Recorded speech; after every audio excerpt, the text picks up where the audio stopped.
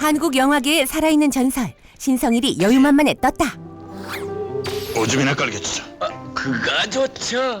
전설 신성일. 1960년 영화 로맨스 빠빠로 데뷔한 이후 왼발의 청춘, 만추, 초 등 506편의 영화에서 주연으로 출연. 1964년에는 모든 관심을 한몸에 받으며 최고의 여배우 엄앵란과 세계의 결혼식을 올린 신성일. 그러나 결혼 후 인생의 고비가 찾아왔는데 국회의원 선거에서 2번 낙선 끝에 2000년 16대 국회의원으로 당선되며 정치계에 입문했으나 2005년 뇌물수수 혐의로 수감생활 2년.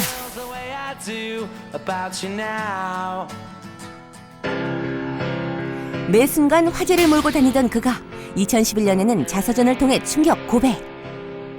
책 팔리기는 못 팔려. 불매운동이 일어나고 CF 하는 것도 완전히 그냥 불매운동이 일어나고 해서 돈도 있고 하니까 세계 일주를 해버렸더라고요. 당시 대한민국을 떠들썩하게 만들었던 스캔들에 대한 솔직한 신경부터 식지 않은 영화에 대한 열정까지. 그래서 나쁜 남자로도 아이콘이 됐죠. 아, 옛날에 속을 썩혔으면 이제 좀 잘해주고 무슨 속을 썩혔어. 댐퍼.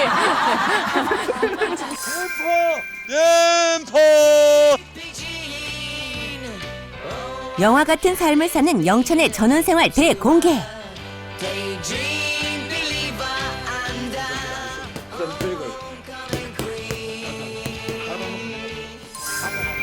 한 시대를 움직인 최고의 배우 신성일의 진솔한 이야기가 지금 시작됩니다.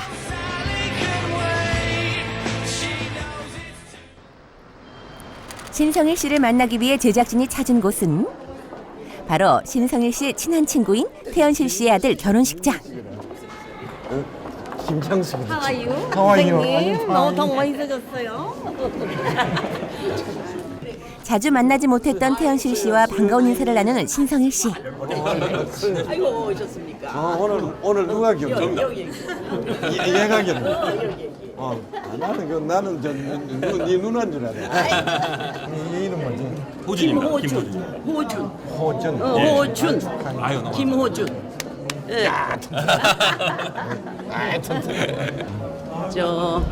예, 안녕하세요. 예, 안녕하세요. 신성일 씨. 나하고 제일 예, 친한. 제일 친한 우리 친한. 영화 제일 많이 했어요 두 사람이. 그래도 한 영화 많이 했어요. 아, 예, 같이 하고. 나하고 영화 한창 할 때 호준이 애비가 둘이 연애하고 있어. 촬영 현장에 와서 둘이 막 데이트하는 게 우리 촬영 현장에서 데이트했다. 그럼 그때 철하나 하고 저 아버지하고 나하고 막 호행 예, 아주 친해요. 친구지가는. 동생하고 친해요. 1960년대 최고의 청춘 스타였던 신성일과 태연 씨. 1964년부터 65년까지 2년이라는 짧은 시간 동안 총 9편의 영화에 함께 출연하며 친구의 인연을 맺어온 두 사람인데요. 신성일 씨는 저고 제가 데뷔 때부터 같이 했고 제일 많이 남자 상대 역으로 제일 많이 하신 분이 신성일 씨예요. 그래서 지금까지 우리는 쭉 인연을 맺고 여태도 지금 저희 애기 아빠하고도 너무 잘 알고 형님 동생 해가면서 그래서 쭉 그냥 지내고 있는 사이입니다. 예. 너무 좋으신 분이고 예, 항상 봐도 그냥 멋쟁이시고 나이도 안 잡히는 것 같아. 평소 아끼는 연예계 후배인 가수 현미도 만나 그동안 못다한 이야기를 나누는 신성일 씨. 애 많이 나가.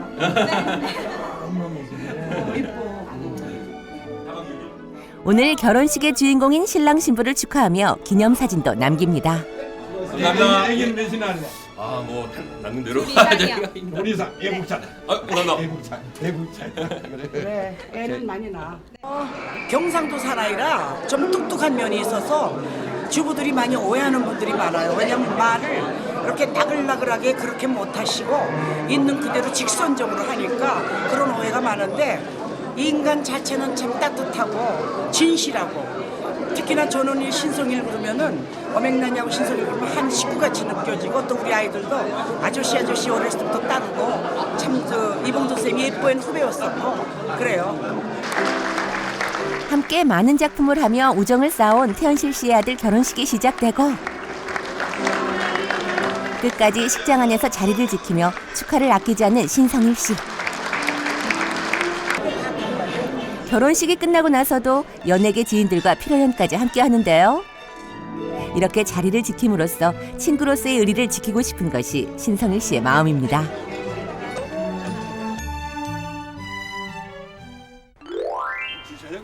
다음 날 저녁 다시 만난 신성일 씨. 선생님 어디 가시는 거예요?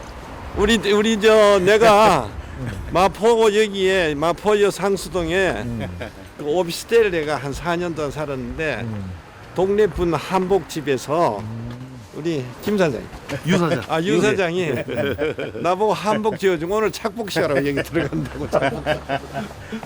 신성일 씨를 아끼는 마포구 주민들이 오늘 한복을 마련한 것인데요. 과연 동네 주민들이 그를 위해 어떤 한복을 지어줬을까요? 이때 화려한 자태 뽐내며 등장한 황금빛 두루마기 그리고 푸른빛 고운 한복까지 모두 동네 주민들이 그를 위해 손수 준비한 선물입니다. 나한테 한복 하나 지어드릴까 하거든요.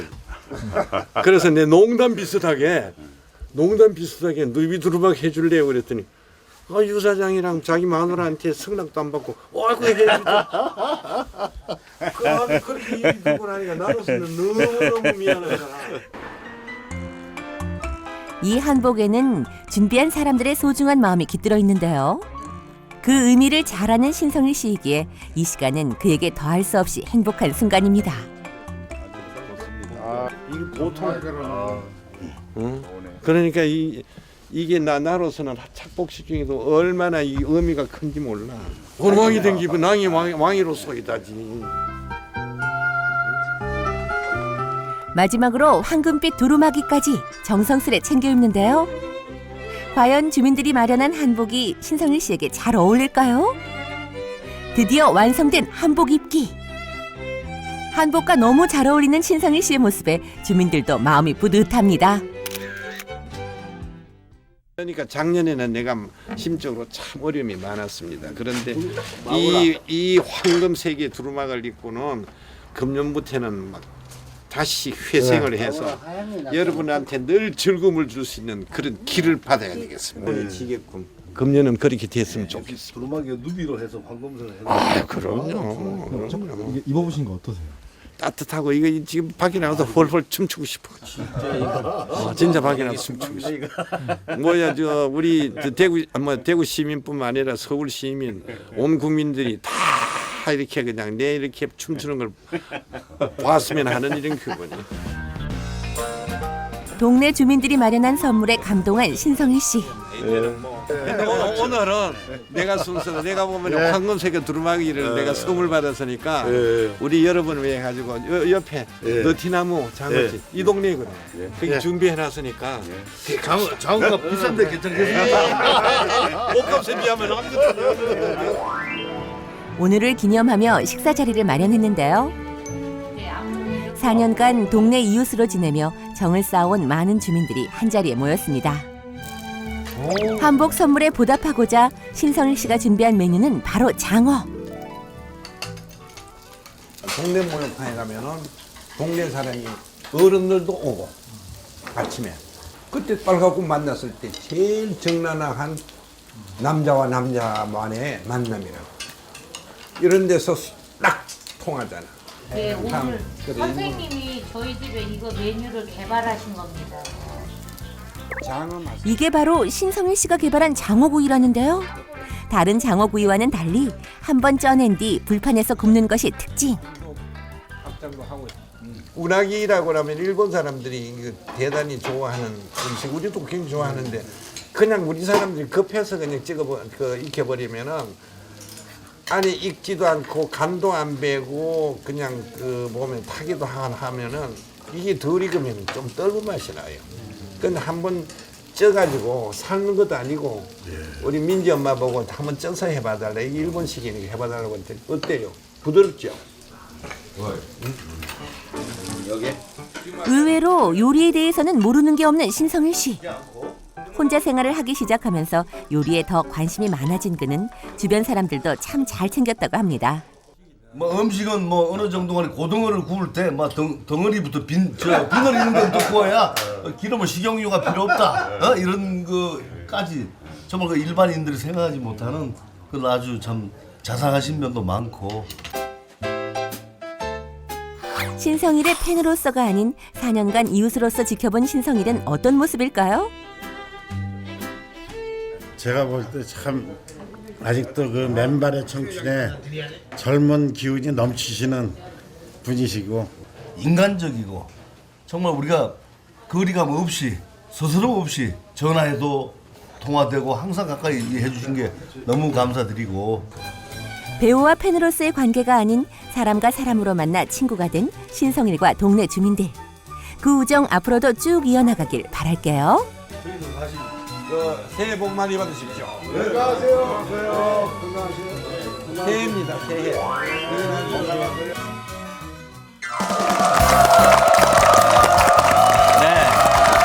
뭐 1960년대, 70년대 총무로의 아이콘이었죠. 그리고 네. 지금도 사실 대한민국 영화계에 있어서 네. 또 이분 빼놓고는 얘기가 될 수 없는 그야말로. 대한민국 영화의 산증인 네. 오늘 나오셨습니다. 네, 살아있는 역사라고 불리는 분이면서 네. 전설의 스타. 아울러서 오늘 딱 보니까 진짜 그래 이분의 청춘은 영원하겠구나. 안 늙으셨어요. 네.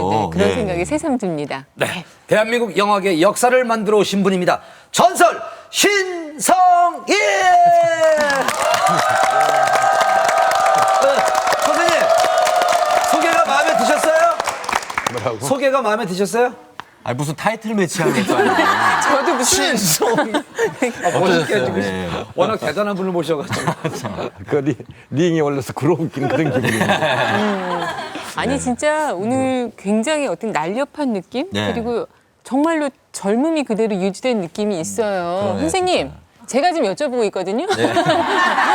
우선 어떻게 이게 체력 건강 관리 하시는지 좀 여쭤봐야 될 것 같아요. 소문에는 한 새벽 4시쯤 일어나신다는 얘기가 있던데. 4시 반. 4시 반.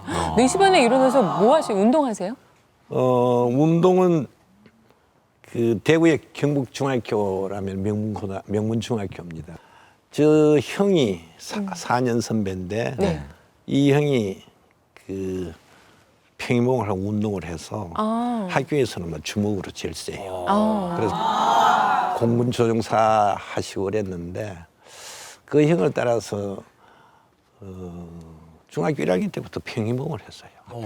그러셨어요? 네. 그때부터 운동한 걸 지금까지 계속 하고 있어요. 4시에 기상하시면은 취침은 몇 시쯤 하시나요? 9시 전에. 그러니까 뉴스에 예. 방송의 뉴스에 헤드라인이라고 그러나 네, 헤드라인. 그거 딱 보는 거면 잡아버려. 아 뉴스 시작하기도 전에. 아니 헤드라인은 봐야지 지금. 그거 왜 그러면서 뉴스에 뭐 요즘 세상이 하도 바쁘니까 네.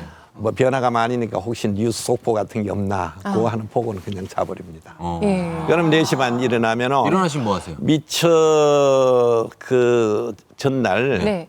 그 유력 그 신문을 대체로 내가 보거든요. 네. 제가 인터넷 검색 안 하고 스마트폰 안 들어가고 네. 그러니까 신문을 주로 봅니다. 그 서울에 있을 때는 그 우리가 동부 이촌로이니까 네. 한강 부지 네. 바로 나가지. 둔치에서 운동 뛰시고. 그 나는 산책. 마라톤 뭐 하프코스도 했으니까 그러세요? 지금은 이제 뛰지는 못해요. 네. 내 나이가 지금 80 가까워요. 예? 그러니까요. 80 가깝다고요? 그럼요. 아 근데 그렇게 안 보이시면 전혀, 60대 전혀. 중반 정도. 37년생이잖아요. 37년생. 그럼 선생님 같은 연세에 너무 일찍 일어나서 이렇게 밖에 운동하시면 이렇게 쓰러지실 수도 있는. 그거는 그 아까 얘기했잖아요. 중학교 1학년부터 관리해왔으니까. 그게 관리예요. 지금 의사들은 하지 마라 그러는데 사람에 따라서 관리를 어떻게 해왔나 따라서 다르죠. 네. 선생님, 그럼 관리해와서 경북- 그리고 71년도부터는 남산체육관에서 체계 있게 제 관리해왔잖아요. 그렇기 때문에 뭐 영화 촬영할 때 84kg에서 67kg까지 체중도 줄이고 하는 것을 제가 계속 해왔어요. 네. 그만큼 지금까지는 네. 뭐 앞은 모르죠. 그런데 지금까지는 그렇게 열심히 해왔고 네. 누구나 나는 이 시간이 제일 중요하다고 봐요. 예. 이 시간을 제일 네. 중요하게 생각하고 현재. 네. 네. 항시 현재 이 시간이 제일 행복하고 지금 여러분 보는 게 행복하죠. 선생님, 항시 그런 생각을 갖고 선생님 지금 연세가 이제 80 다 되셨는데 그럼 몇 살까지 살 자신 있습니까? 사는 거야 100살도 살죠. 네. 어떻게 사느냐 그게 중요한 거예요. 그렇죠. 그렇죠. 그럼요. 네. 내 관리해 보니까 숨만 쉬고 앉아 있는 건 사는 게 아니잖아. 어떤 게 사느냐.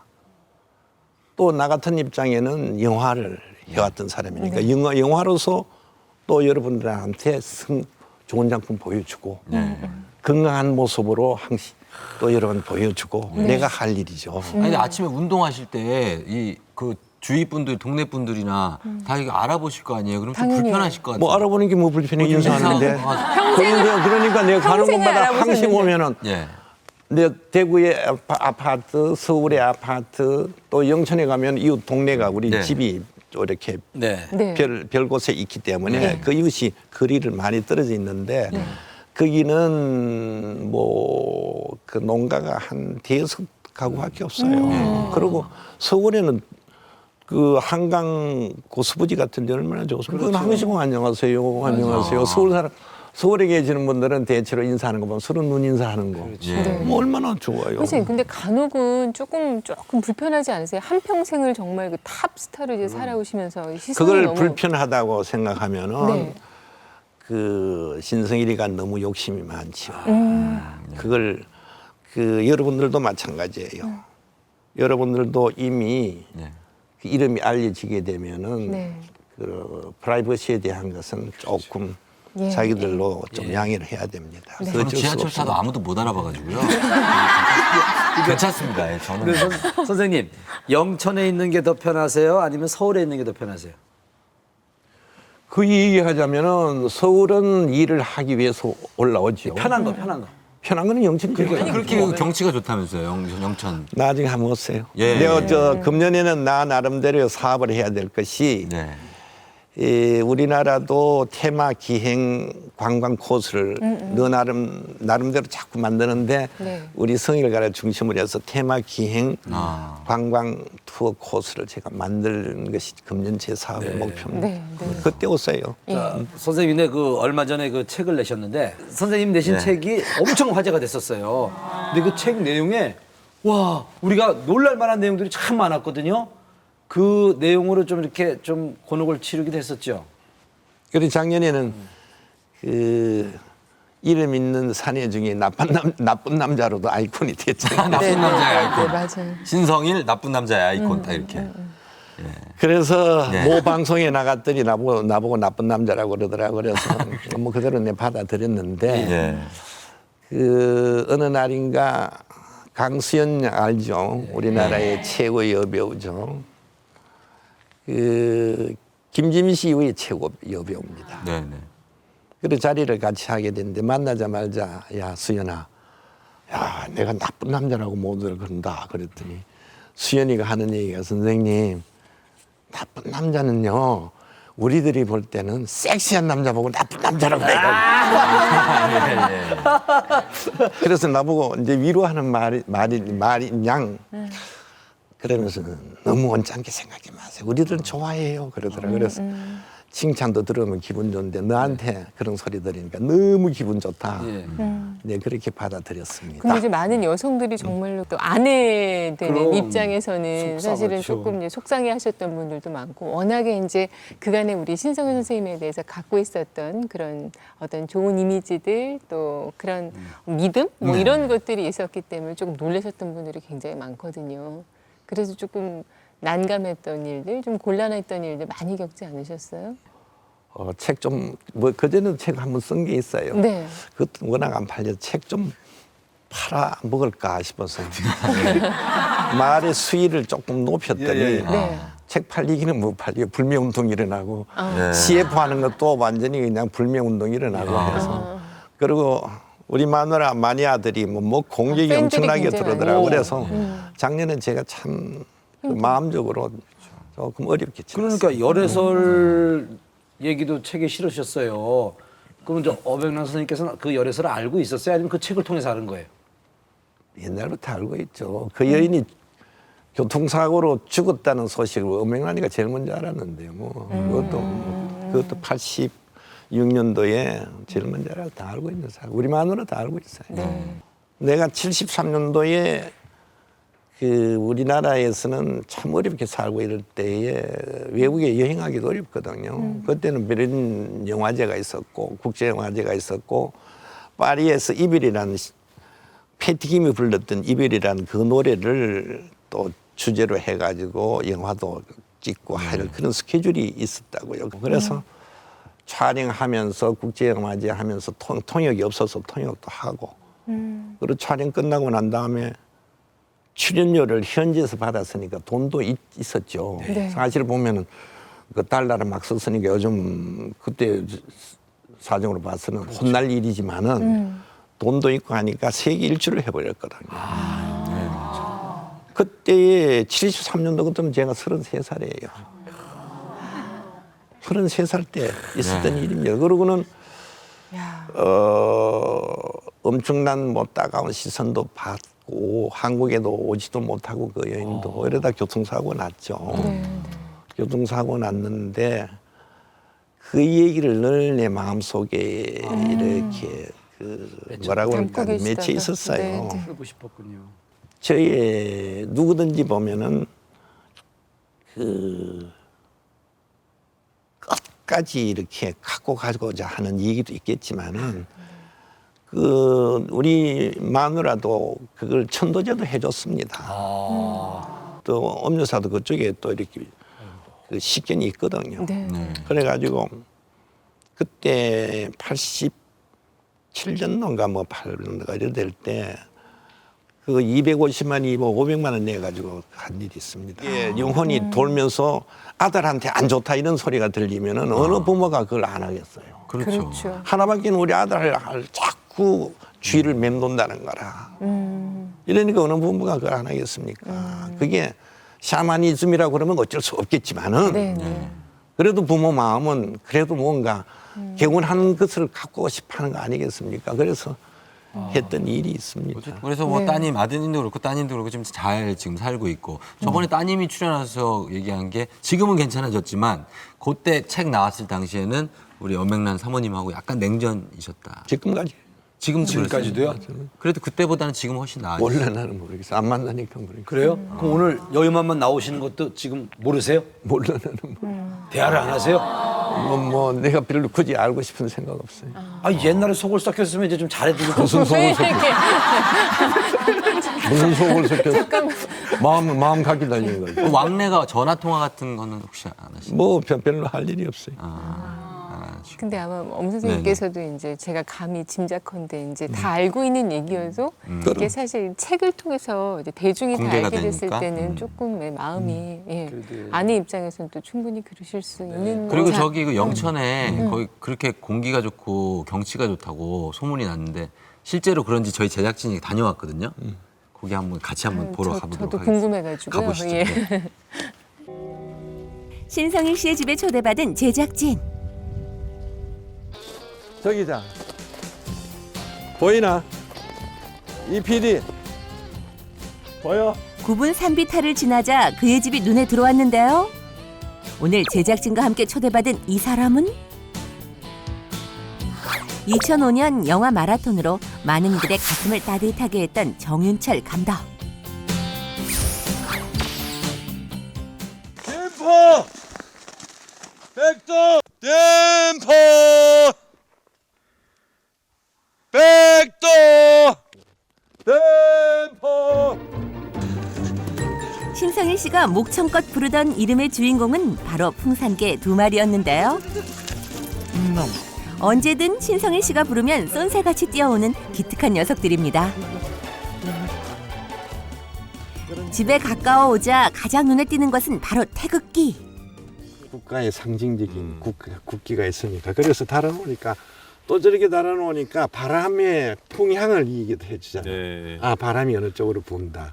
그런 것도 좋고 해서 항신에 달아놓는. 산하구 굉장히 이 골짜기 밑에 굉장히 좀 명당 자리인데요.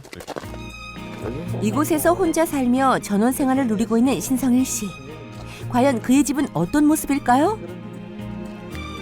마당 앞들에 도착하자 가장 먼저 반겨주는 것은 바로 커다란 돌 비석.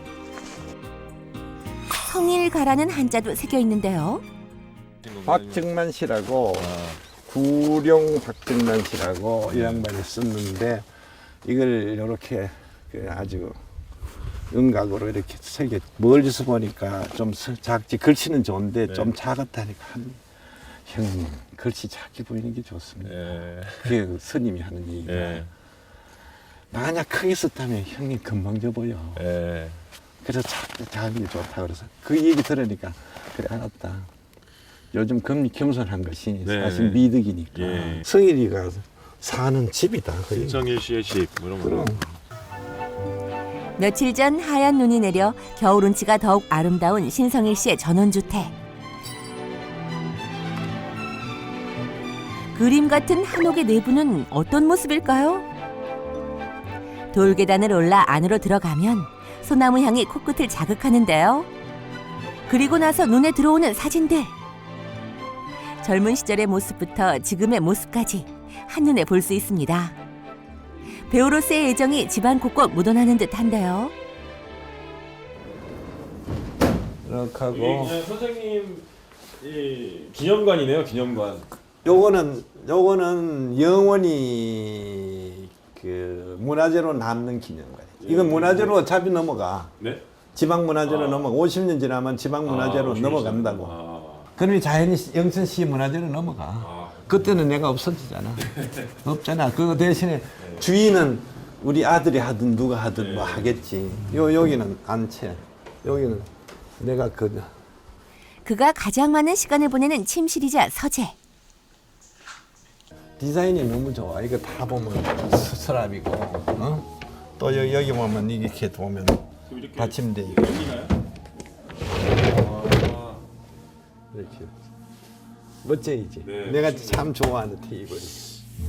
굉장히 다목적으로 막 이렇게 보면 뭐 참 좋아. 어? 여기 앉으셔서 주로 뭐 어떻게 책 읽는 거지 무슨 소리? 그때 책 많이 읽으셨겠지. 그건 많이 읽었지. 대체로 이 책들은 내 감옥소에 있을 때 읽던 책들이 한 반 정도는 돼. 야, 진짜 좋지. 좋은데요. 몸 좋지. 88년도.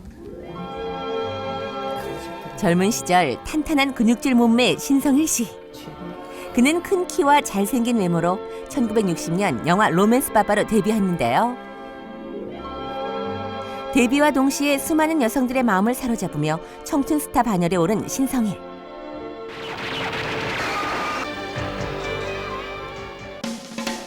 (600여 편이) 넘는 영화 출연 가운데 주연 영화만 506편, 함께 호흡한 상대 여배우만 118명. 신성일, 그는 아직도 영화계에 살아있는 전설입니다. 선생님 저 칼은 뭡니까?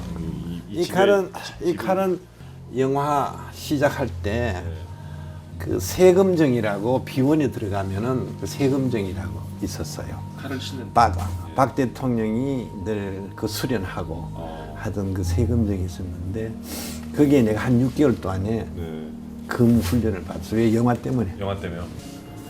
검을 들자 몇십 년 전 영화 촬영하던 그때로 돌아간 듯한 신성일 씨. 검을 휘두르는 몸짓하며 눈빛까지 예전 느낌 그대로입니다. 방 한 구석에는 반식욕기도 있었는데요. 이거는 전기로 하는 뭐라 그러면 그 스파나 마찬가지. 이게 들어가서 전기 자욕기나 마찬가지지. 그러니까 물 없이 하는. 물 없이요? 물 없이 하는 이거를 여기서 몸들 마시면 나는 워낙 춥잖아. 추우면은 여기다가 이렇게 하고는 또 신문도 이렇게 신문 보면서 아니면 텔레비 보고 여기서 이렇게 텔레비 보고. 뭡니까 이게? 강정.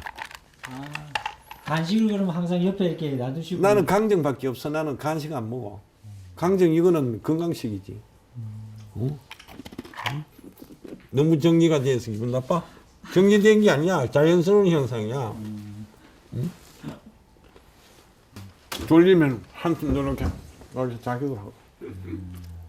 이 집의 최고의 명당은 바로 앞이 탁 트인 정자. 이거 뭐야? 저 절에서 쓰는 저 뭐 죽도라고 그러나? 이렇게 돌을 닦다가 졸면은 죽더라고. 죽어. 요는 까치밥이고. 한 번도 안 왔어요 가족이? 예, 왔지. 맞지, 오셨죠? 그리고 왜 그러면 음악회 하고 내 생일 때도 오고 그래서 저는 오지. 1963년 영화 새엄마를 통해 처음 만난 신성일과 엄앵란. 1960년대 수많은 청춘 영화를 히트시키며 화제를 낳았던 두 사람은 드디어 1964년 11월 14일 세계 결혼식을 올리게 되는데요. 최고의 주가를 자랑하던 두 청춘 스타의 만남과 결혼은 연일 화제. 결혼식에는 3,000명이 넘는 하객들이 몰려들어 진풍경을 낳기도 했습니다. 이후 새 아이를 낳아 키우면서도 사람들의 많은 관심을 받아야 했는데요. 그로 인해 마음고생이 컸을 아이들에게 그는 지금도 미안한 마음입니다. 영화만큼이나 그가 사랑하는 것이 바로 음악인데요. 이게 저 밑에서 들으면 더 기가 막혀. 여기 소리 너무 좋습니다. 이게 기가 막힌 끝내줄까요? 그럼. 클래식을 들으시면서 이놈은 개가 올라와가지고 뜯어버린 거라고 이게. 이놈 새끼. 이거 다시 이놈 새끼 우리 새끼 난 영이 있잖아. 이놈이 장난을 쳐버려 나한테 혼났어. 이거 다시 메꿔야 돼. 요새 음악 감상회 같은 거 해도 좋을 것 같아요. 해도 한다니까. 봄 가을로 우리 저 음악회를 하잖아. 여기에 대체로 연주자들 가수들 객석은 저기다 깔아놓고 그리고 음식도 갖다 대고. 그럼 봄 가을로 내 생일이 5월 8일이니까 이거 금년에는 해야지. 아름다운 클래식 선율과 함께 어우러진 겨울산의 그림 같은 경치는 마치 한 편의 영화를 보는 듯이 마음의 감동을 불러일으키는데요. 이것이 바로 신성일의 힐링법입니다. 음악과 자연에 푹 빠져 있다 보니 어느새 마음이 평온해진 정윤철 감독. 아름다운 집에서 아무도 없으니까 이렇게 음악도 이렇게 틀어놓고 막 일도 하시고 뭐 또 책도 보시고 그런다는데 진짜 뭐 제가 생각했던 그런 것보다 훨씬 좋은데요. 한때 베토벤의 머리 스타일까지 따라했을 정도로 그의 음악을 좋아했습니다. 여기는 특별한 곳인데 제 어머니하고 아버지가 묘소가 없어요. 묘소가 없어. 아버지가 폐병으로 오늘도 차 한 잔 올려드려야 된다. 올려드려야 된다. 묘소가 따로 없어서 그는 아버지와 어머니의 영정사진을 한쪽 방에 고이 모셔뒀는데요. 문학을 좋아하시던 어머니를 많이 닮았던 신성일. 커피 2잔 내야죠. 잘 해드리지 못한 것이 아직도 가슴 한켠에 한으로 남았습니다. 작년 12월 달에 내가 모셨으니까 우리 집안 식구들도 몰라. 진짜요? 그럼 몰라. 처음 공개야. 매일 그가 직접 타드린다는 커피. 커피 드리고. 선생님 커피를 드시나요? 이게? 커피 원래 커피가 요즘은 이제 신식이 돼. 옛날에도 커피 드셨대 그때도. 1940년도 돌아가셨으니까 내가 37년생이잖아. 네네. 그래서 3살 때 돌아가신 거야. 아버지의 이목구비를 그대로 빼닮은 신성일.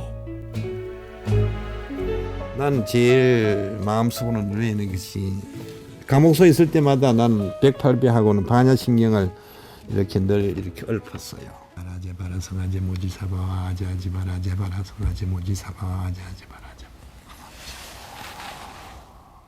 감옥소에 있을 때 이게 260자야. 260자를 나는 손수 다 써버린다. 그래서 준비하다 하고 어느 시간에 내가 쓰고 하려고 그랬지. 그렇죠. 아버님 같은 경우는 이렇게 본 적도 없으신데 그래도 그리움이나 이런 게 있으세요? 이렇게 느낌이 어떠세요? 가슴이 뭐 너무 메이지. 그러니까 어릴 때부터 아버지 있는 분을 제일 부러워했고. 선생님 막내시죠? 내 막내지. 내 막내지. 그러니까 뭐 나 아버지라는 말 한 번도 그러니까 내가 영화비호수 사회 활동을 하면서 아버지라고 부르짖던 제일 먼저 아버지라고 부르짖은 분이 이해랑 씨야. 배우 겸 연출가였던 고 이해랑 씨.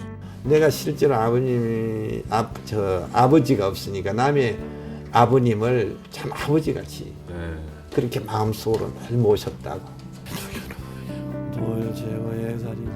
3살 때 돌아가신 아버지에 대한 기억은 없지만 아버지라는 존재에 대한 그리움은 날로 커져만 가는 신성일.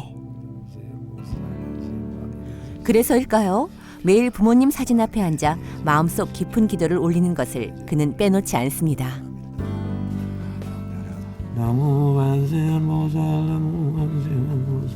생전에 못 뵀지만은 그 모습이 그래서 나를 이목구비를 만들어 주시니까 일찍 돌아가신 데 대한 아쉬움은 있지만은 나로서는 뭐 애타는 마음은 있지만은 고맙게 생각하지.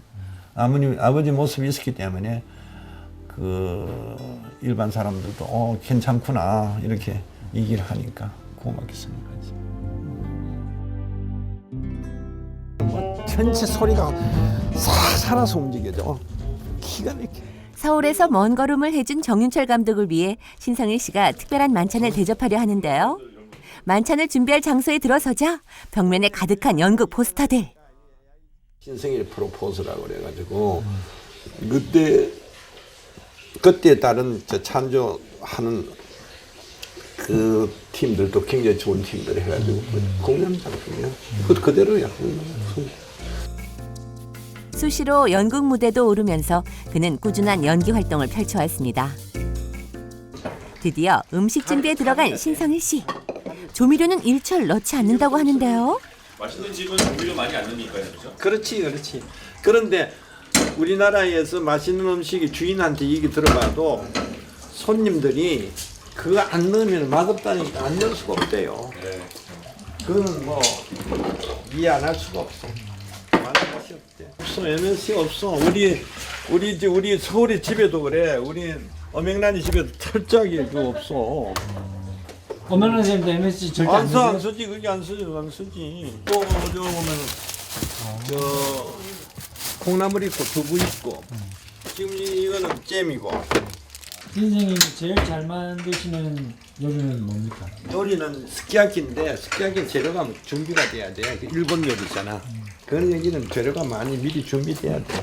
네. 먼저 김치를 숭숭 썰어 준비하고 여기에 쫄깃한 수육도 듬뿍 넣은 돼지고기 김치볶음을 만드는데요. 아무 필요 없이 음료사하고 있을 때 음료사는 요리 잘 안 해. 이제 팥줄부가 하고 팥줄부한테 얘기가 하면은 또 내 입맛에 자기 맞춰서 하고 그래 왔는데 내가 혼자 살림을 살기 시작한 것이 정식으로 보면 95년도 국회의원 하고자 대구 내려왔을 때 아파트 혼자 있었잖아. 그때부터 나 혼자 요리하기 시작했다. 인공조미료 안 쓰기 시작한 건 사실이야. 그러니까 이제 인공조미료만 든 거 하면 입이 그냥 이렇게 뭐 누구는 감칠맛이라고 그러지만 나는 아주 들쩍지근 경상도 말로 들쩍지근한 그런 게 보면 기분 좋지 않은 그런 단맛 있잖아. 이제 거기에 대해서 이제는 완전히 역겨워지고 그냥 아주 그 반응이 아주 안 좋은 거지. 신경질적으로 보면 거부가 오는 거야. 볶음에 이어 떡국 요리까지 선보이는 신성일 씨. 오늘 제대로 요리 실력을 뽐내보는데요. 일단 떡국의 국물 맛이 깊게 우러났는지 시식을 해봅니다. 간 됐다. 나한테는 맞다만 다른 사람은 싱거운지 모르겠다. 선생님 싱겁게 드세요? 난 싱겁지. 떡국과 함께 완성된 돼지고기 김치볶음. 2013년 함께 영화 작업을 하게 될 정윤철 감독을 위해 신성일 씨가 직접 요리하며 차려낸 만찬입니다. 그럼 그런 건 얼마나 먹을 때 얼마나 즐거운 건 튼튼한 게 뭐야. 인공 조미료가 들어가지 않은 신성일표 음식들. 과연 정윤철 감독 입맛에도 잘 맞을까요? 근데 이 되게 맛있는데요, 진짜. 고기가 맛있어. 네. 와. 깊지. 애기들 참 기분이 행복합니다. 네. 네, 참 뭐 이렇게 대선배님이 해주시는 음식을 먹으니까 근데 또 맛이 없으면 안 되잖아요. 걱정했는데 생각보다 너무 맛있어요. MSG가 없는 것 같습니다, 이 맛이. 이제 맛 깔끔하죠. 맛있는 음식 덕에 좋은 시간을 가진 두 사람. 네, 그날 건강하십시오.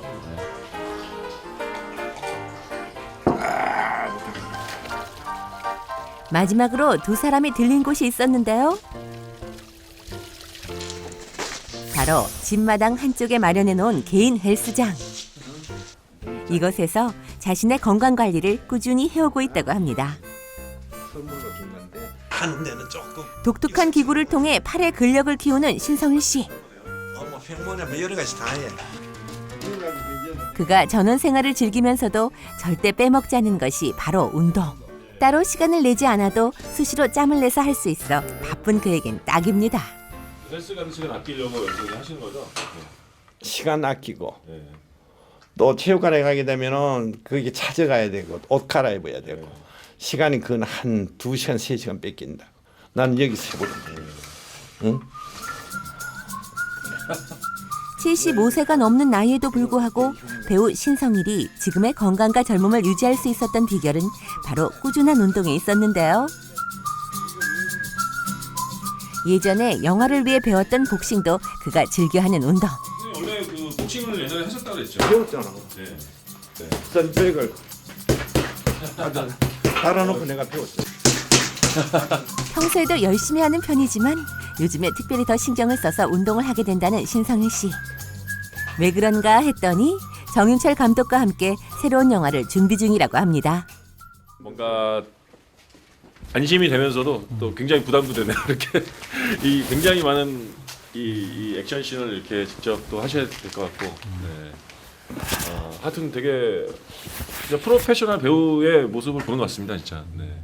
그 작품에 들어갈 날짜 가까우면은 그 인물에 살려고 굉장히 노력을 하는데 그거는 늘 생각으로만 해왔지 이렇게 트레이닝을 하고 할 그런 시간이 없었다. 이번엔 시간이 굉장히 나한테는 굉장히 많은 시간이 주어졌다고 생각해. 오랜만에 내가 영화인으로서 영화 배우로서 나 영화인이라는 그런 호칭을 내가 늘 받고 싶었다고 그러잖아. 제작하고 감독하고 영화 배우를 해왔기 때문에 그걸 총괄적으로 보면은 영화인이라. 600여 편의 영화에 출연하며 한국 영화계에 살아있는 전설이 된 신성일. 평생 영화인으로 살고 싶은 배우 신성일을 앞으로도 끝까지 응원합니다. 나 스스로 나한테 참 열심히 살아왔구나. 또 하나는 깨끗하게 살아왔구나. 몸에 상처 하나 없이. 그럼 나는 보면 이름이 2개 가지고 있다면 강신성이가 신성일이한테 고맙게 생각하는 거야. 신성일이 강신이한테 고맙게 생각한다. 이런 마음을 가지고. 선생님, 그 요리하시는 자세가 무슨 셰프처럼 딱 안정되고 이렇게 자리가 잡혀 있어요. 그러게요. 굉장히 오래 하셨나 봐요, 요리를. 우리 여인의 눈이 아주 정확하네. 여인? 이 방송이 아니고 네. 우리 SBS 개국 할 때 네. 아빠는 요리사라는 프로 제일 먼저 내가 나갔어요. 90년대 초에. 그거는 67년도 일본에 갔을 때도 교도라는 우리나라 같으면은 경주입니다. 예, 교도. 거기에 교도에서 최고의 스키야집에서 직접 배우고. 어머니가 어릴 때부터 제 어릴 때부터 일본 교육을 받으신 분이니까 스키야키를 저한테 해줬죠. 그 음식 잘해요. 오늘 아침에는 내가 뭐 해먹고 왔느냐 하면은 뭐 드셨어요? 응? 뭐 드셨어요? 요즘 저 보면은 요즘 그거 뭐야 파프리카 아니고 파프리카. 파프리카 데치지 않지. 그냥 먹죠, 날로. 그거는 그냥 먹지. 정말 신선하겠네요. 선생님 근데 아무리 좋은 음식이더라도 이렇게 여럿이 먹어야 맛있는데 이렇게 혼자 잘하시는데. 혼자 드시면 이렇게 맛이 네, 그렇지 않아요. 내가 해주는 거 다른 사람 잘 못 먹더라. 그래 맛있게 먹어야지 그것도 친구가 되잖아요. 예. 그러니까 다른 사람들은 아까 얘기같이 그 MSC 같은 인공조미료에 익혀진 사람은 그거 맛없다고 그래요. 근데 혼자 드시면은 그 밥맛이 안 날 텐데. 그렇지 않아요. 나는 음미 다 하고 내가 책 볼 거 보고 그때 또 책 보잖아요. 주의 깊게 봤던 게 그 방에 보면은 이제 부모님들 이렇게 모셔놓으셨잖아요. 그게 굉장히 인상 깊던데 계속 그렇게 얼마나 유지를 하셨고 그리고 3살 때 돌아가셨다고요, 부모님? 그 아버지. 아버님께서요. 아니 그리고 부모님이 그 네. 예전인데도 굉장히 신식 엘리트이신 예, 것 예. 같아요. 이 그럼 복장이나 굉장히 좋은 그때는 고등교육을 받으신 분들. 그러니까요. 어떤 분이셨나요, 예. 부모님? 어머니 시집까지 내셨잖아. 아, 시집도 내셨어요? 그럼요. 네. 그거 시집도 그래 올려놓고 있지. 어머, 그 아버지는 그 당시에 농협인 것 같아. 농협. 네. 그래 예. 대구에 아마 그게 농협에 최고의 자리에 있었던 것 같아. 서울에 계시다가. 그러니까 끓일 때 얘기를 어머니는 가끔 안 하시려고 그래요. 그때 폐결핵으로 가시고 이랬기 아버지께서. 때문에. 그래서 그 나를 가지자 낳자 말자 그만 자꾸 그 전님이 옛날에는 폐결핵이 불치의 병이었거든요. 그렇죠. 예전에는 결핵으로 그럼요. 많이. 그런 결핵이라고 네, 그래요. 네. 결핵이라고 폐결핵이라고 예. 그러잖아요. 요즘 뭐 폐혈증이니 어쩌니 그러는데 그러니까 아버지가 아이를 자꾸 격리를 시키고 이랬다면 그래서 어머니가 그런 아픈 부분이 있기 때문에 잘 얘기를 안 하시려고 그런데 나 그 모시는 거는 우리 한옥은 방이 2개가 있는데 그걸 원래 게스트룸으로 뒀지만은 하수님하고 그 잠재우는 것도 귀찮더라고 싫더라고. 그래서 어머니 아버지 그게 모시는 건데 죽을 때까지 모시는 것이 또 몰라 우리 아들이 또 모셔주면 고맙고 우리 묘소가 없으니까. 그래도 3살 때 아버님이 돌아가셔서 아버지의 정이 많이 그리우셨겠네요. 모르지. 아, 그렇죠. 아예 못 저는 느껴봤으니까. 뭐 모르지. 나는 모르죠. 예. 그러니까 그 어머니의 시집에 나의 얘기도 나는 아버지라고 불러본 일이 없으니까 아버지의 정을 모르지.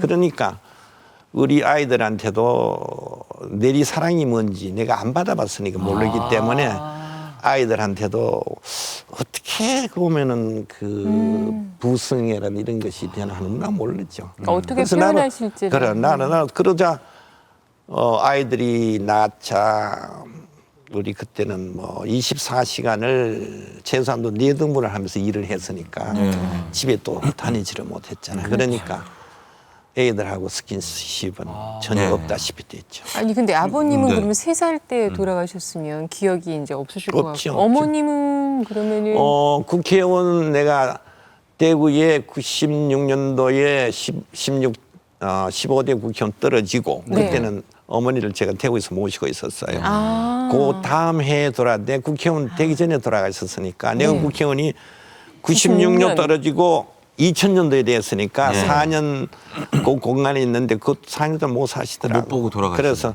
96년에 97년도에 돌아가셨어요. 97년도. 그러니까 그래도 내가 효도는 그래 하신 국회의원 하기 3년 전에 돌아갔어요. 아 그러셨구나. 그 대구에 내가 쭉 모시고 있었어요. 어머님이 선생님 2분이었다는 얘기를 들었는데.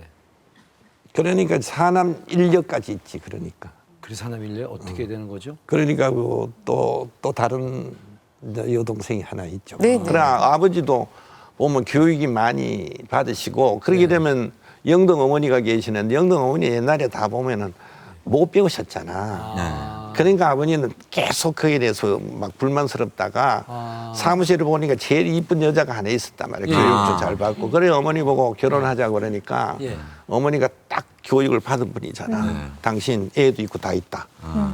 그러면 이혼해라. 그래서 족보에 보면은 어머니가 그 호적상에 올라와 있다. 그래서 내가 이제 영덕에 보면은 고향이니까 내가 그 방학 때 가가지고 있다가 어머니한테 이제 대구 어머니한테 얘기하니 아이고 큰 엄마가 안부 전화 왔다 그러면 딱 하는 소리가 왜 큰 엄마냐 영덕 엄마지. 무슨 의미가 있겠지. 네. 어머니 그만치 자기의 그렇죠. 자리 찾으시고 굉장히 그게 또 강하시겠죠. 무슨 큰 엄마냐. 그러면 내가 작은 엄마냐 이 말이지. 그렇죠. 그게 아니지. 그러니까 대구 엄마, 영덕 엄마. 네. 대구 그렇죠. 엄마는 우리의 생모고. 그럼 영덕 엄마도 잘해주셨어요? 잘해줬지. 그리고 영덕에 계시던 우리 큰형님이 그래 대구가 교육 수준이 높으니까 다 대구로 와서 어머님 밑에서 다 같이 교육을 받고 그랬었으니까 다른 집하고는 조금 다릅니다. 그렇군요.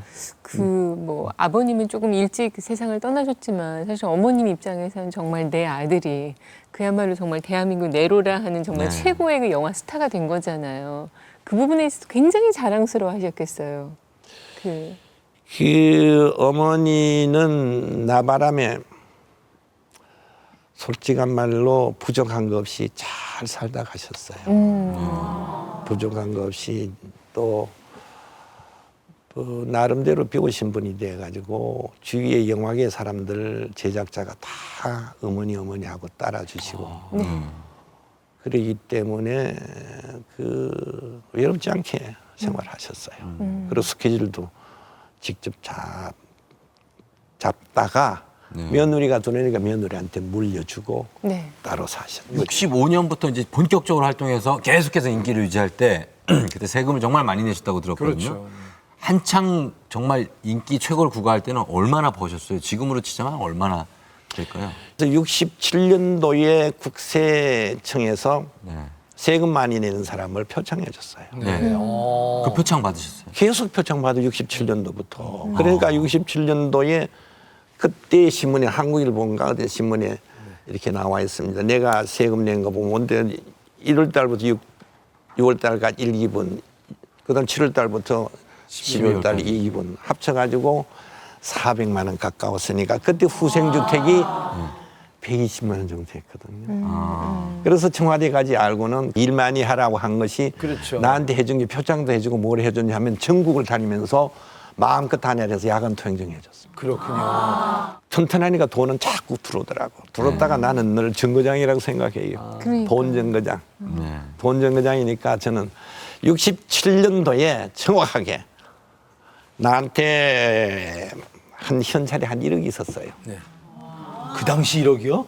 대단하지. 얼마인가요? 그게 67년 1억이면은 그 경제학자들이 물어봐야 돼요. 집이 한 채 얼마였지 그 당시요? 그때 후생주택 살만한 게 한 120만 원. 120만 원이면 집이 80채. 아니 근데 선생님 그 정말 이렇게 정말 돈이 많았던 그런 시절도 있고 또 뭐 이게 국회의원 그 낙선 것 때문에 그러신지 모르겠지만 한동안 음식점 조금 하셨던 적도. 그게 음식점이 네. 극장을 갖고 있던 극장이 얼마나 팔았는데 7,600만 원 극장을 팔아가지고 이태원에 있던 태평극장을 팔아가지고 대구에 식당을 그래서 했다. 그다음에는 77년도, 78년도, 79년도, 80년도 하면은 국회의원 선거가 되는데 내가 가끔 대구 내려가면은 우리 친구들이 늘 욕을 한다고. 야, 뭐 얼굴이나 좀 비춰라 이 자식아. 경상도 말로. 그리고 친구부터 사귀려니까 뭘 음식밖에 없어. 음식점. 어쨌든 보면 세 끼는 중에 두 끼는 외식을 하잖아요. 그래서 식당을 내가 크게 했죠. 크게 7,600만 원 들여가지고. 크게 했는데요.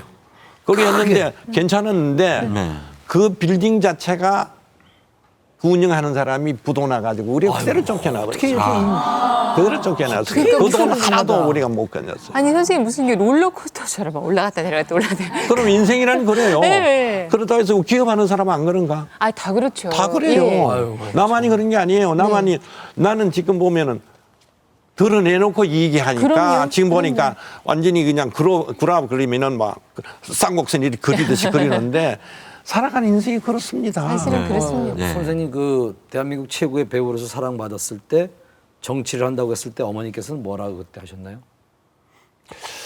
그때는 왜 내가 하게 됐냐 하면은 영화가 굉장히 막 세택이 들어가기 시작했어요. 이래서 내 할 일이 없고 내가 보면은 이제 놀아야 될 백수 건달이 되어버렸다. 영화가 없어. 신성이 영화가 없어. 이러니까 어머니도 배고신 분이니까 한번 도전해보라고 할 수 있죠. 그렇죠. 도전하라고 하셨어요? 하라는 것보다도 보면 반대를 안 하실 수 있죠. 배우신 분이니까. 많은 분들이 알고 계시지만 한 번 이제 정치판에 뛰어들기 시작하면은 더구나 낙선하면은 왜 그만큼 이제 정치 비용이 워낙에 많이 들었으니까 많이 들죠. 빚도 많이 지고 막 집도 넘어가고. 그거 집 못 넘어갔죠. 네, 그래서 조금 집 넘어갔죠. 경제적으로도 예. 81년도에 떨어지니까 그때 내가 갖고 있는 것이 요즘은 보면 은행 BC 카드가 있잖아요. 네. 그런데 그때는 카드가 없을 때 카드가 어머니들 생각이 없어. 여러분 생각이 없어. 카드 쓴 지가 한 20년 좀 안 됐잖아요. 네, 네. 그때 난 당자 수표가 있었어요. 네. 약속금 되고 그것까지 부도내니까 뭐 빚 받으러 온 사람들이 뭐 들어오죠. 들어오면은 나는 뭐라고 했냐면 그때 운동을 해서 뭐 84kg 됐으니까 팔뚝이 그냥 이렇게 오면 우퉁후퉁 뽑고 마음대로 하자. 오히려. 나는 당신들한테 빌린 돈이 영화 제작에서 썼고 또 남은 국회의원 되려고 그때 한없이 들어간 요즘은 국회의원들 돈 안 들어갑니다. 네. 그 국회의원 하다가 떴고 노름하다가 쓴 것도 아니니까 내 건강하니까 갚을게. 그러니까 그 고발도 없고 해서 그렇게 버텨나갔는데 그러다가 사람이 건강하고 올바른 생각하지면은 자기 혼자 독불 장군이 없어 주위에 도와주는 사람이 있어요. 그래서 여러분들 지금 방송 듣는 어려운 일을 겪는 여러분은 어려울 때일수록 밥맛 잃지 말고 건강한 모습으로 다니시라고. 그래야지 주위에서도 일거리를 줍니다. 선생님, 기왕 돈 얘기 나왔으니까 제가 한 가지만 더 여쭤볼게요. 그러니까 조금 저는 이렇게 그 얘기 들으면서 조금 가슴이 아팠던 게 이제 따님 결혼하실 때 막내 따님 저희 이제 여유만마를 한번 출연하셨던 적이 있거든요. 근데 이제 그때 약간 조금 집이 넘어가는 그런 상황에 대해서 굉장히 속상해하셨다. 그거는 이제 부도나니까 그 아파트가 압류돼 버렸어요. 압류됐는데 그 일주일 후에는 우리 결혼식을 하고 걔 결혼시키고 해야 되는데 그 압류해가지고 낙찰시킨 젊은이가 비워달라고 그러더라고. 오늘 내일 비워달라고 그래. 그래서 그 젊은이 전화하니까 안 된다고 그래서 2번 찾아갔어요. 결혼식이 있으니까 좀 일주일 후만 미뤄달라. 이제 그런 일이 있었죠. 그럼 미뤄주더라고. 결혼하고 난 다음에 우리는 또 이사 갔죠. 이사 갔는데 뭐 그런 일은 뭐 그렇죠. 아이들도 그래. 내 아버지가 부도 났는데 다른 데 보니까 부도 나면은 저 산골 동네 가지고 사서 보따리 싸가지고 살고 그러는데 그런 일은 없었으니까 애들도 그런 기미를 모르죠. 그래서 애들한테까지 뭐 어렵게 뭐 학업을 중단시킨다든지 밥거리를 못 먹는다든지 뭐 그런 일은 없었죠.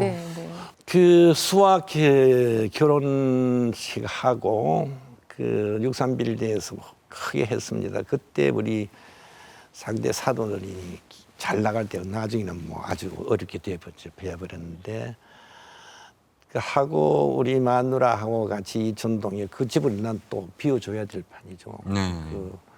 걔 방에 들어가 그때 2월 달이니까 2월 달은 날이 좀 춥잖아요. 문을 여니까 유난히 슬렁하더라고요. 한기가 싹 들어오는데 문 닫아놓고 뭐 얼마나 울었는지 막 그때 제일 많이 울었어요. 왜 그때가? 그때 집을 보내서니까 울지. 아까 못 들으셨어요? 우리 다 듣고 있었는데. 일주일 안에 집을 내줘야 되는 상황. 그러니까. 근데 선생님 어쨌든 그런 모습이 쭉 지켜보는 또 자식들, 자제분들 입장에서는 마음이 진짜 편치 않았을 것 같고. 예. 그거는 모르겠어요. 나는 그거는 모르겠어. 그거는 그것까지는 모르겠어. 지금도 그에 대해서 물어본 일이 없어. 걔들 건강하게 잘 지나니까. 아니 근데 정말 굉장히 일생을 또 바쁘게 살아오셨고 또 뭐 보니까 정말 많이 화려하지만은 않고 항상 우여곡절도 많고 그러셔서 그 아이들 생각하면 조금 아빠로서 조금 미안한 거는 어떤 게 있을까요? 나 입장에서는 신성이를 그 정도 같으면은 그 아이들 헐벗지 않고 밖에 부도나서 저 보면은 어디야 저 해방촌이나 뭐 어딘 곳에 가가지고 헐벗지 않게 하고 잘 먹였고 잘 입혔고 그 이웃 사람이 보더라도 애들 조금 더 뭐 그게 없고 이랬으니까 항상 우리 마누라에게 평생 그냥 뭐 사람 심부름 시킨 사람이 있고 차 없이 자가 한 사람 한 사람 다 끌고 다니고 그러면 그럭저럭 살아온 거 아니에요? 무슨 불만이 있나? 건강하게 자라왔으니까 그는 신성일 가 같으면 신성일을 가해서 잘 살아온 거죠. 네, 그 제가 보니까 말씀하시는 거 보니까 자제분들에게 굉장히 인자하고 너무나 너그러운 그런 아빠셨는데 우리 아드님에게만 그러셨어요? 아니면 따님은 또 더 예쁘잖아요. 워낙에. 수아는 내가 국민학교를 졸업할 때 보니까 종아리가 그렇게 이뻐. 저 엄마는 종아리가 이쁘지 않거든. 종아리가 참 이쁘니까 저 종아리를 갖고 뭘 한다 하면은 발레를 시키면 참 좋겠다. 그래서 국민학교 졸업하고 중학교를 가게 될 때 임성남 씨라고 국립 발레 단장 하시는 분이 있습니다. 거기서 우리 이웃에 살고 계셨다고. 임 선생 그 이웃의 만침마다 이렇게 보고 하지 가끔. 임 선생 우리 딸아이가 이쁜 내 눈에는 이쁜데 아, 예쁘죠. 발레를 좀 시켰으면 하더라고. 아, 데려오라고. 아, 이 선생 데려오라고. 모일 모시고 노는 날 데리고 오시오. 그래 국립극장 그 아래 보면 그 찻집 겸해서 음식점이 있다고요. 네. 그랬는데 손을 잡고 저 구석에 이래 가서 앉으니까 됐어. 수학 됐어. 그러더라고. 그래서 예원에 넣었잖아. 예원에 발레를 하고. 그 다음에는 이제 예원에 나와서 예고 들어가고. 네. 예고는 우리 그 큰딸도 보면 미술을 했습니다. 거기도 우리 예고 넣었죠. 그래서 이제 숙대에다 얘기하니까 뭐 자리 있다 그러더라고. 그래가지고 야 숙대도 안 되는데 가. 그래가 졸업할 때까지 내가 충무로 일가 영화 사무실 영화사 갖고 있을 때 아침마다 출근하면 데려다주고 그래서 졸업하기 전에 시집 간 것이 그렇게 내가 가슴이 아파. 네. 아드님 근황은 어떠신지 여쭤볼 수 있을까요? 모 방송국에 드라마 제작에서 한 30억을 날렸잖아요. 예. 맞아요. 예전에 좀 그럼요. 그런 일이 30억을 있었죠. 날리니까. 네, 맞아요. 저 엄마도 도와주고 처음 내가 이제 불을 질러줬지. 내가 무슨 일을 하다 보면은 그 남자란 그렇습니다. 남이 볼 때는 될 것 같지 않지만은 자기 스스로는 잘난 남자나 못난 남자나 고민해서 시작한다고 한다고요. 이걸 꺾어버리면은 그 사람 자체를 꺾어버린다 이런 생각을 한다. 그래서 난 안 되는 줄 알았어요. 어려운 줄 알았어. 내가 불을 질러서 제일 먼저 돈을 줘버렸죠. 해봐라. 우리 저 엄마 앞에서 큰 돈을 줘버렸다. 없는 돈을. 줘버렸더니 저 엄마는 깜짝 놀랐는데 시작해서 보니까 내가 영화 제작을 하던 그런 환경하고 지금 그 방송국 자체 산하고 굉장히 차이 많아요. 그래서 보니까 이거는 하루 밥 먹이려고 내가 함 갔더니 흥청망청이라 이거 망하게 돼 있구나. 망한 많지. 그 많지 피웠으니까 다행이죠. 좋은 여자친구하고 잘 지내고 있지. 그 여자친구가 없어서 늘 내가 아쉬운데 좋은 여자친구에서는 어제도 같이 밥 먹고 헤어졌어요. 아, 그러셨어요? 식사를? 그럼 좋은 소식이 있을 수도 있어요. 있었으면 쉽지. 그런데 그거는 뭐 걔한테 얘기 안 했지만 영천 성일가에서 뭐 일 치러주면 하는데 걔들은 어떤지 모르겠어. 지금 예비 며느리 얘기하면서 얼굴이 밝아지셨어요. 걔 볼 때마다 즐거워. 즐거워. And you love me too. Your thoughts are just for me. You set my spirit free. I'm happy that you do. The book of life is brief. 그리고 앞으로 이제 영화를 또 준비를 하신다는 얘기를 들었어요. 준비가 아니라 아까 리포터를 하던 정윤철 감독이 마라돈 감독한 감독인데 모 회사에서 그 시나리오 공모를 했는데 시나리오가 그랜파더라는 그 책이 있는데 그게 딱 내가 주연했으면 좋겠다는 작품이에요. 그 3월 달부터 촬영 들어가기로 했습니다. 야, 그럼 다시 이제 영화 배우로서 다시가 아니라 영화 배우는 다시고 뭐 죽을 때까지 영화 배우지. 그렇죠. 죽을 때까지 영화 배우죠. 오랜만에 그러면 오랜만에. 아니 93년도가 내가 마지막 작품이었으니까. 몇 년 20년 만이네요. 20년 만이잖아. 그 작품은 그 월남 파병 용사가 70먹은 노인네인데 자기 아들 딸이 어느 조직 속에 참 잘못됐는데 막 일망타진하는 그런 액션이 멋진 모습을 한번 기대해봐도 그래서 되겠네요. 지금 계속 내가 몸을 그래서 이제 만드시는군요. 정말 한국의 랭들롱 멋진 모습으로 여전히 건재하신 우리 신성희 선생님 앞으로 나오는 영화도 정말 많은 기대를 20년 만에 가지만. 나오는 영화니까. 한 가지만. 어떤 건? 아드님께도 반드시 기쁜 소식이 있기를 저희가 또 그럼요. 저희가 기다리고 우리 축의금까지 갈게요, 선생님. 여유만만을 통해서 전하려고요. 성일가에서 잔치 벌리지. 알겠습니다. 오늘 이렇게 정말 어려운 걸음 해주셔서 고맙습니다. 감사합니다, 선생님. 감사합니다.